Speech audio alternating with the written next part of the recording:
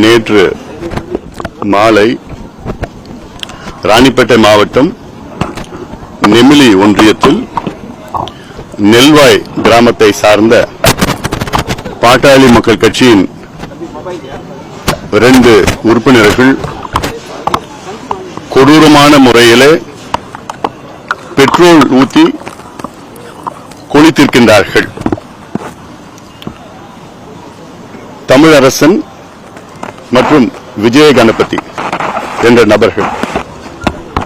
இதை செய்தவர்கள் அருகில் உள்ள திருமால்பூரை சேர்ந்த பிரேம் உள்ளிட்ட 6-7 நபர்கள். இவர்கள் விடுதலை சிறுத்தை கட்சியை சார்ந்தவர்களும் அனுதாபிகளும். இது திடீரென்று நடந்த சம்பவம் கிடையாது. கடந்த காலத்திலே தொடர்ச்சியாக அந்த பகுதியிலே இதுபோன்ற பல சம்பவங்கள் நடைபெற்றுதான் இருக்கிறது. காவல்துறையினர் இதை கண்டுகொள்ளாமல் விட்டதால் இந்த அளவுக்கு துணிச்சல் வந்து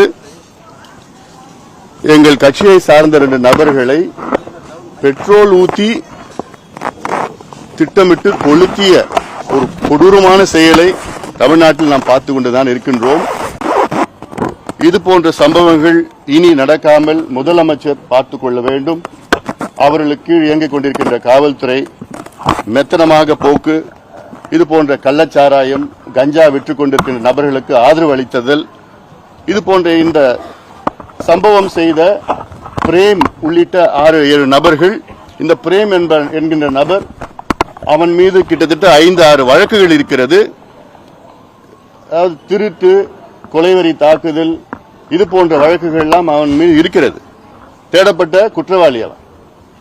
ஆனாலும் காவல்துறை அவனை கண்டுகொள்ளாமல் அப்படியே விட்டுவிட்ட காரணத்தால் தான் இந்த அளவுக்கு அவனுக்கு துணிச்சல் வந்து பெட்ரோல் ஊற்றி கொளுத்துகின்ற ஒரு மனநிலைக்கு வந்ததற்கு காரணமே காவல்துறையும் தமிழக அரசும் தான் காரணம் இதற்கு.